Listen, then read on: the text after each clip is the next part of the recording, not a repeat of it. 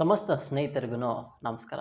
ಸ್ನೇಹಿತರೆ, ಕೆಲವು ಜನರಿಗೆ ಯಾವ್ಯಾವ ಥರ ಕಷ್ಟಗಳು ತನ್ನ ಜೀವನದಲ್ಲಿ ಬಂದಿರುತ್ತೆ ಅನ್ನುವಂತಹ ಕೆಲವು ಚಿಕ್ಕ ನೈಜ ಘಟನೆಗಳ ಮೂಲಕ ನಾನಿವತ್ತು ನಿಮ್ಮ ಹತ್ರ ಶೇರ್ ಮಾಡ್ತಾ ಇದ್ದೀನಿ. ಒಂದು ಸರಿ ಇಂಡಿಯಾ ಮತ್ತು ಚೈನಾ ದೇಶದ ನಡುವೆ ವಾರ್ ಆಗ್ತಾ ಇರುತ್ತೆ. ಈ ಸಂದರ್ಭದಲ್ಲಿ ಆ ಬಾರ್ಡ್ರಲ್ಲಿ ಕೆಲಸ ಮಾಡ್ತಿದ್ದಂತಹ ಆರ್ಮಿ ಪರ್ಸನ್ನು ಅವ್ರ ಕಥೆಯನ್ನು ನಾನು ನಿಮ್ಮ ಹತ್ರ ಶೇರ್ ಮಾಡ್ತಾ ಇದ್ದೀನಿ. ಒಂದಿನ ಏನಾಗುತ್ತೆ, ಅವರು ಆ ಹಿಮಾಲಯದಲ್ಲಿ ನಡ್ಕೊಂಡು ಹೋಗ್ತಾ ಇರ್ತಾರೆ. ಸುಮಾರು ಒಂದು 4 ಕಿಲೋಮೀಟ್ರ್ ಅವರು ನಡೆದಿರ್ಬೋದು. ಆ ನಡೆದಿರೋವಂಥ ಸಂದರ್ಭದಲ್ಲಿ ಏನೋ ಯೋಚನೆ ಮಾಡ್ಕೊಂಡು ಹಾಗೆ ನಡ್ಕೊಂಡು ಹೋಗ್ತಾ ಇರ್ತಾರೆ. ನಡ್ಕೊಂಡು ಹೋಗ್ತಾ ಇರಬೇಕಾದ್ರೆ ಸ್ವಲ್ಪ ದೂರ ಹಾಗೆ ನೋಡ್ತಾರೆ. ಅಲ್ಲಿ ನೋಡಿದ್ರೆ ಯಾವುದೋ ಒಂದು ಹಿಮ ಕರಡಿ ಇವ್ರ ಹತ್ರ ಬರೋ ಥರ ಅವ್ರಿಗೆ ಗೊತ್ತಾಗುತ್ತೆ. ಗೊತ್ತಾಗಿದ ತಕ್ಷಣ ಇವ್ರಿಗೆ ಭಯ ಸ್ಟಾರ್ಟ್ ಆಗುತ್ತೆ. ಯಾಕೆ ಅಂದರೆ ಹಿಮ ಕರಡಿ ಯಾವುದೇ ಒಂದು ಪರ್ಸನ್ನ ನೋಡ್ತು ಅಂದರೆ ಅದು ಅವರನ್ನು ಬಡಿದು ಸಾಯಿಸಿ ಅದಾದ ನಂತರನೇ ಅದು ಮುಂದಕ್ಕೆ ಹೋಗುತ್ತೆ ಹೊರತು ಯಾರನ್ನು ಅದು ಸುಮ್ಮನೆ ಬಿಟ್ಟಿದ್ದ ಕಥೆನೇ ಇಲ್ಲ. ಈ ವಿಷಯದಿಂದ ಇದು ಇವ್ರಿಗೆ ಮುಂಚೆನೇ ಗೊತ್ತಿರೋವಂಥ ವಿಷಯ. ಆ ಟೈಮಲ್ಲಿ ಅವ್ರು ಆರ್ಮಿ ಪರ್ಸನ್ ಆಗಿದ್ರೂ ಆ ಟೈಮಲ್ಲಿ ಅವರು ಯಾವುದೇ ರೀತಿಯಾದಂತಹ ಗನ್ಸು, ಅವರು ಪ್ರೊಟೆಕ್ಟಿವ್ ಆಗಿ ಏನೋ ಒಂದು ವೆಪನನ್ನು ಅವ್ರು ತೊಗೊಳ್ದೆ ಹೋಗಿರೋದು ಅವ್ರಿಗೆ ಆವಾಗ ಜ್ಞಾಪಕ ಬರುತ್ತೆ. ಇದಾದ ನಂತರ ಆ ಕರಡಿ ಇವ್ರನ್ನ ನೋಡಿದ್ದೇನೆ, ಅದು 4 ಕಾಲಲ್ಲಿ ನಡೀತಾ ಇರೋ ಕರಡಿ 2 ಕಾಲಲ್ಲಿ ನಿಂತ್ಕೊಂಡು ನೋಡೋದಕ್ಕೆ ಸ್ಟಾರ್ಟ್ ಮಾಡುತ್ತೆ.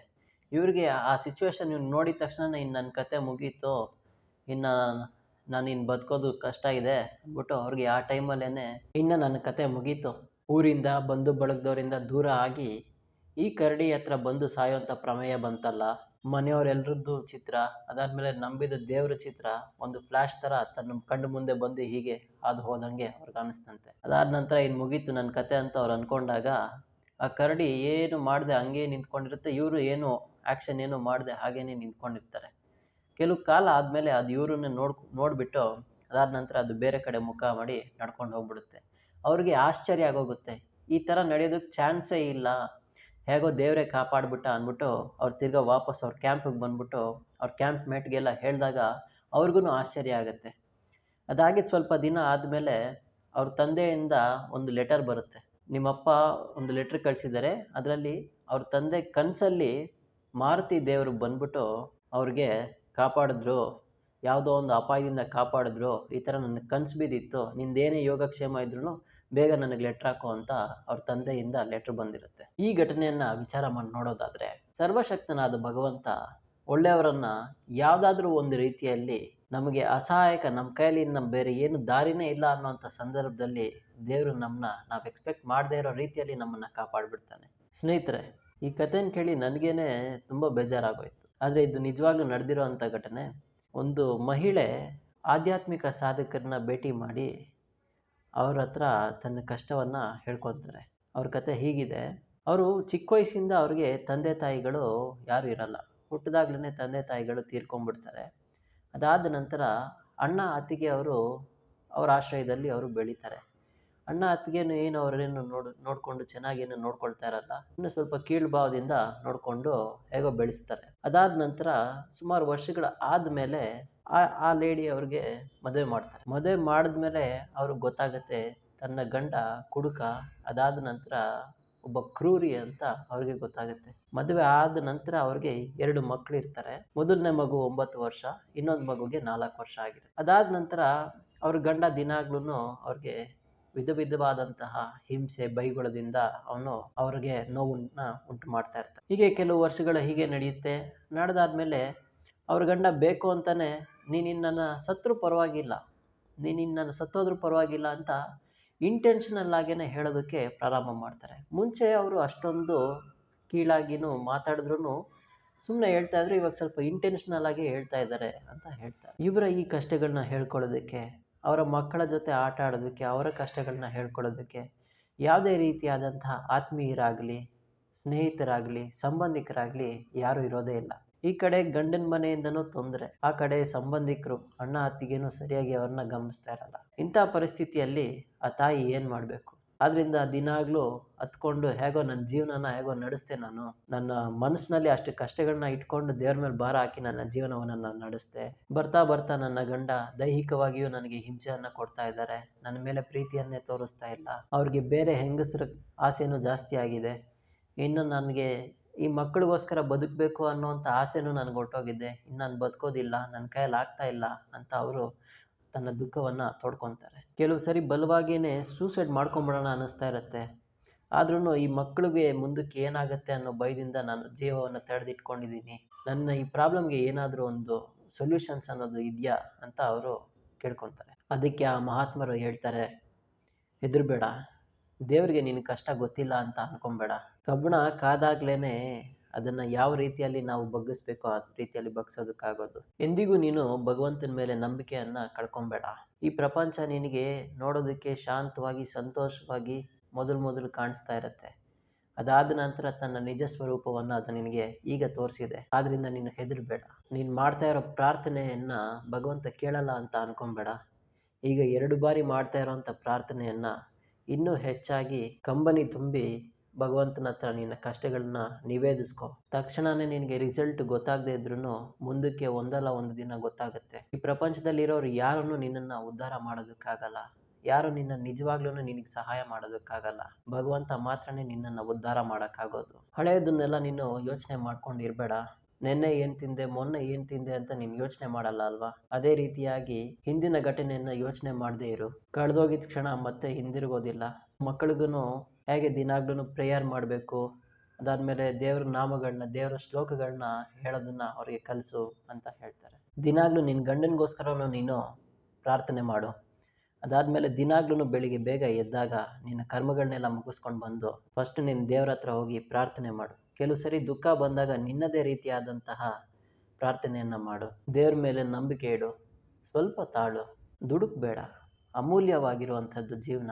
ಮಾನವಳಾಗಿ ಹುಟ್ಟಿದು ಬಂದ ಮೇಲೆ ನಿನ್ನ ಜೀವನದ ಗುರಿಯನ್ನು ಎಂದಿಗೂ ಮರಿಬೇಡ. ಕಾರಣ ಇಲ್ಲದೆ ಕಷ್ಟ ಇರೋದಿಲ್ಲ. ಎಂದಿಗೂ ಭಗವಂತ ಜೀವಿಗಳನ್ನ ಕಷ್ಟದ ಕೋಣೆಗೆ ಹಾಕಿ ತಮಾಷೆ ನೋಡೋನಲ್ಲ. ಅವನು ಎಲ್ಲ ಟೈಮಲ್ಲೂ ಎಲ್ಲವನ್ನೂ ನೋಡ್ತಾ ಇರ್ತಾನೆ. ಯಾವ ಜೀವಿ ನಿರ್ಲಿಪ್ತವಾಗಿ ಅವನ ಸಹಾಯಕ್ಕಾಗಿ ಅವನನ್ನು ಕೇಳ್ಕೊಳ್ಳುತ್ತೋ ಅದಕ್ಕೆ ಆ ಕ್ಷಣದಲ್ಲಿ ಅದಕ್ಕೆ ಏನು ಬೇಕೋ ಅದನ್ನು ನೀಡದೆ ಅದಕ್ಕೆ ಸೂಕ್ತವಾಗಿರುವಂಥ ಸಂದರ್ಭದಲ್ಲಿ ಖಂಡಿತವಾಗ್ಲೂ ಸಹಾಯ ಅನ್ನೋದನ್ನು ಮಾಡೇ ಮಾಡ್ತಾನೆ ಅಂತ ಹೇಳ್ತಾರೆ. ಕೊನೆಯದಾಗಿ ಭಗವಂತನ ನಾಮ, ಅದಾದಮೇಲೆ ಭಗವಂತನಲ್ಲಿ ಪ್ರಾರ್ಥನೆ, ಈ ಎರಡು ನೀನು ನಿಷ್ಠೆಯಿಂದ ಮಾಡ್ತಾ ಇರೋವಂಥ ಸಂದರ್ಭದಲ್ಲಿ ದಿವ್ಯಾಗ್ನಿ ಅನ್ನುವಂಥದ್ದು ನಿನ್ನ ಪಾಪದ ಕರ್ಮಗಳನ್ನೆಲ್ಲ ಅದು ಸುಟ್ಟು ಹಾಕ್ಬಿಡುತ್ತೆ. ಆದ್ದರಿಂದ ನಿನಗೆ ಖಂಡಿತವಾಗ್ಲೂ ಒಳ್ಳೆಯದಾಗತ್ತೆ. ಅಲ್ಲಿವರೆಗೂ ನೀನು ಸ್ವಲ್ಪ ಪೇಷನ್ಸಿಂದ ನೀನು ಭಗವಂತನಿಗೆ ಮೊರೆಯನ್ನು ಇಡು ಅಂತ ಅವ್ರು ಹೇಳ್ತಾರೆ. ಸ್ನೇಹಿತರೆ, ಇನ್ನೂ ಒಂದು ದಾರುಣ ಘಟನೆ. ಒಂದು ಸರಿ 35 ವರ್ಷ ಆಗಿರುತ್ತೆ ಆ ಮಹಿಳೆಗೆ. ಒಂದು ದಿನ ಅವರು ಮಲ್ಕೊಂಡಿರ್ತಾರೆ.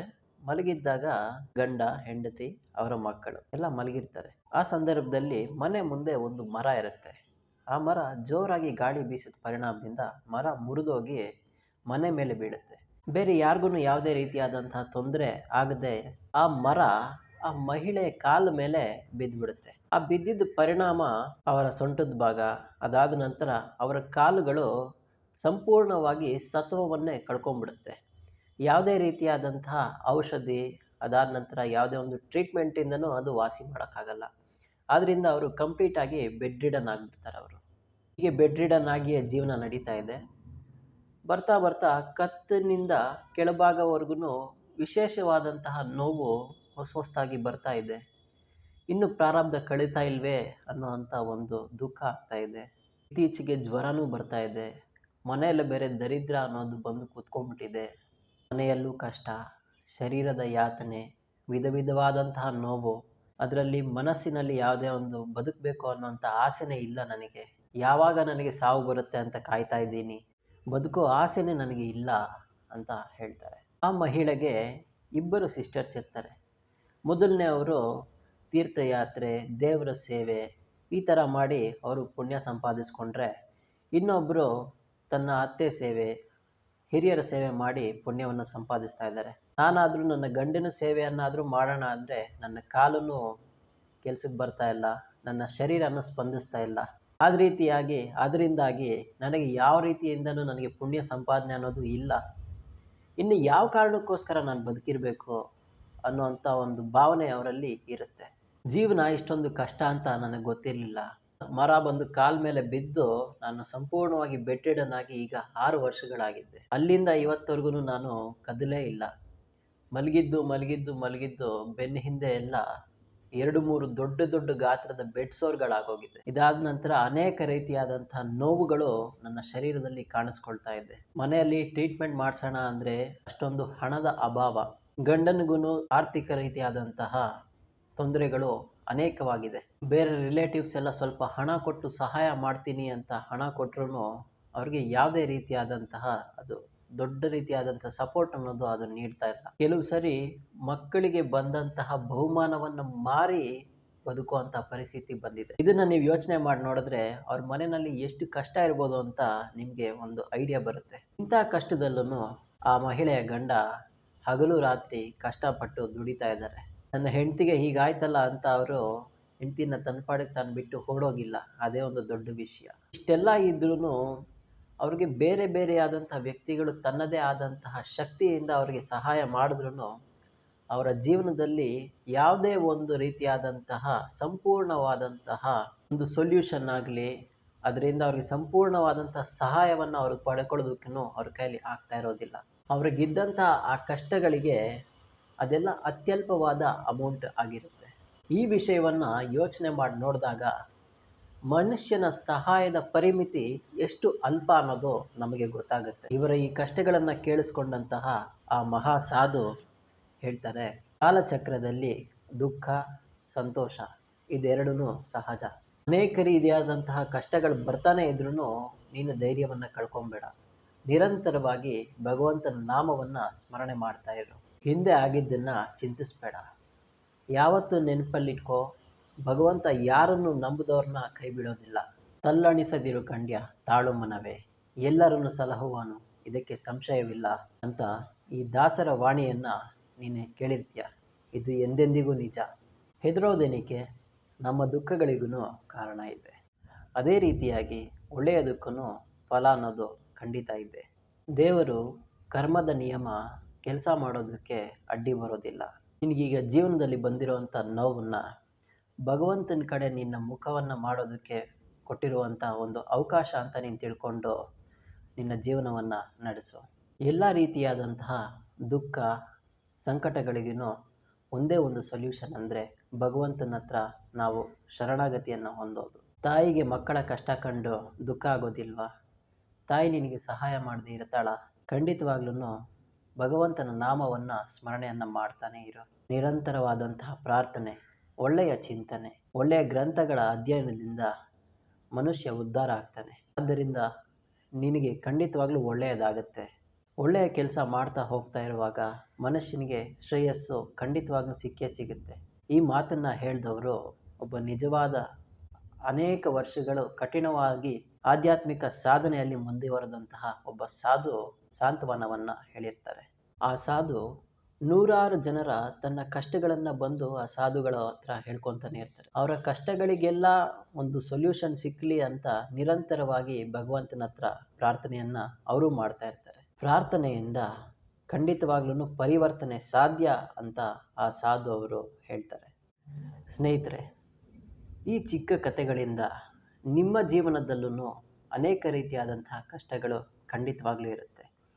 ಇದಕ್ಕೆ ಆ ಮಹಾತ್ಮರು ನೀಡಿದಂತಹ ಉತ್ತರಗಳು ನಿಮ್ಮ ಜೀವನದಲ್ಲೂ ಅನ್ವಯ ಆಗಬಹುದು ಅನ್ನುವಂಥ ನಂಬಿಕೆಯಿಂದ ನಾನು ಈ ವಿಡಿಯೋನ ಇಲ್ಲಿಗೆ ಮುಗಿಸ್ತಾ ಇದ್ದೀನಿ. ಈ ವಿಡಿಯೋ ರೆಕಾರ್ಡಿಂಗ್ ಮಾಡ್ತಾ ಇರೋವಂಥ ಸಂದರ್ಭದಲ್ಲಿ ಭಗವಂತನ ಇಚ್ಛೆನೋ ಏನು ಕಥೆನೋ ಗೊತ್ತಿಲ್ಲ, ಜೋರಾಗಿ ಮಳೆ ಬಂದುಬಿಡ್ತು. ಅದಾದ ನಂತರ ಕರೆಂಟ್ ಹೊರಟೋಯ್ತು. ಆದ್ದರಿಂದ ನಾನು ಈ ಕಥೆನ ಸಂಪೂರ್ಣವಾಗಿ ಹೇಳಬೇಕು ಅಂದ್ಕೊಂಡಿದ್ದೆ. ಆದ್ದರಿಂದ ಒಂದು ಟಾರ್ಚ್ ಲೈಟ್ ಮೂಲಕ ನಾನು ಈ ವಿಡಿಯೋನ ಮಾಡೇ ಬಿಟ್ಟೆ. ದಯವಿಟ್ಟು ಕ್ಷಮೆ ಇರಲಿ. ಯಾವುದೇ ರೀತಿಯಾದಂತಹ ತೊಂದರೆಗಳಾಗಿದ್ದರೆ ದಯವಿಟ್ಟು ಕ್ಷಮಿಸಿ. ಸ್ನೇಹಿತರೆ, ಈ ವಿಡಿಯೋ ನಿಮಗೆ ಇಷ್ಟ ಆಗಿದ್ದರೆ ಖಂಡಿತವಾಗ್ಲೂ ಲೈಕ್ ಮಾಡಿ. ಕಷ್ಟದಲ್ಲಿರೋ ಅಂಥ ನಿಮ್ಮ ಸ್ನೇಹಿತರಿಗೂ ಈ ವಿಡಿಯೋನ ಶೇರ್ ಮಾಡಿ. ಯಾರಿಗೆ ಗೊತ್ತು, ಒಂದಲ್ಲ ಒಂದು ರೀತಿಯಾಗಿ ಅವ್ರಿಗೂ ಸಹಾಯ ಆದರೂ ಆಗ್ಬೋದು. ಎಲ್ರಿಗೂ ಒಳ್ಳೆಯದಾಗಲಿ ಅಂತ ಆ ಭಗವಂತನಲ್ಲಿ ಒಂದು ಪೆಟಿಷನ್ ಆಗ್ತಾ ಈ ವಿಡಿಯೋನ ಇಲ್ಲಿಗೆ ಮುಗಿಸ್ತಾ ಇದ್ದೀನಿ. ನನ್ನ ಚಾನಲ್ನ ನೀವು ಸಬ್ಸ್ಕ್ರೈಬ್ ಮಾಡ್ಕೊಂಡಿದ್ದರೆ ತುಂಬ ಥ್ಯಾಂಕ್ಸ್. ಮಾಡ್ಕೊಂಡಿಲ್ಲ ಅಂದರೆ ಆರಾಮಾಗಿ ನಿಧಾನಕ್ಕೆ ಮಾಡಿ, ಯಾವುದೇ ತೊಂದರೆ ಇಲ್ಲ. ಮತ್ತೆ ಬರ್ತೀನಿ ಒಂದು ಒಳ್ಳೆ ಕಂಟೆಂಟ್ ಒಂದಿಗೆ. ಅಲ್ಲಿವರೆಗೂ ಕಾಯ್ತಾ ಇರಿ. ನಮಸ್ಕಾರ. Rain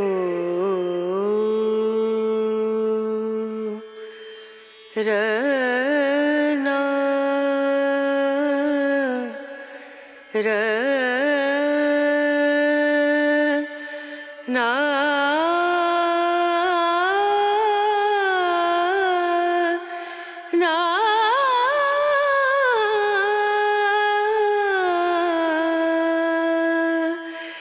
rain